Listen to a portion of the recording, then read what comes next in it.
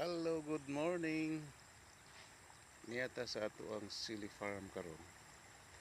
Itong nakita ang sili na to nga medyo labong kayo ho. Ano siya ang mga silingan niya. Daghan kay bunga. Kita niyo ang bunga oh. Nga nagsugod nagkahinog na yung mga hinog na. Dili lang kay daghan. Pero kasugod naghinog. Daghang bunga oh. Nga kwarta siguro niyo yung higala ni ginagmay. Kanya na sa sugod-sugod na sagsakit no sama niyo naipuntik-puntik nga puti. Muna yung mga sakit sa sili. Inanglan na ng medisina. Anti-fungus. O na. Kaya pakito ang tamo.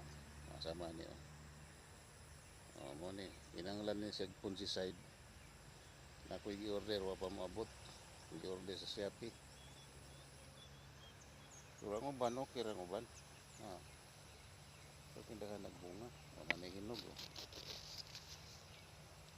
Kaya mo kaglaig variety ni laig color oh. Laig color ang bunga oh. Pero labuyo gyapon eh. O di ay ang silingan oh. Baga kay bunga oh. Kani oh, habog na kani labong na pagayo oh. Taga dughanan ako oh. Ako dito sa palibot oh. Basakan mo gani sa una.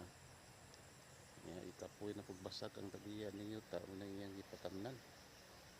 Diray.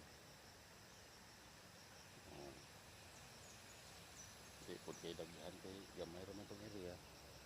Manang doon na mo yung mga area diha nga dagko kayo, mga 1 hectare. Ang 1 hectare masudlan guro nag mga 3,000 kapunuan. Kung Bisaya ang imong itanom, mas maayo kay mahal ang Bisaya. Kani tag 50 ang kilo ni karon, yan red hot ipuan. Ang Bisaya tag 250. Kuti si Harbison pero mahal ang presyo. So asa makana? It's up to you. Kamo ray magigo. Basta nahibaw mo nga mo na. Okay. Bye-bye. Thank you very much.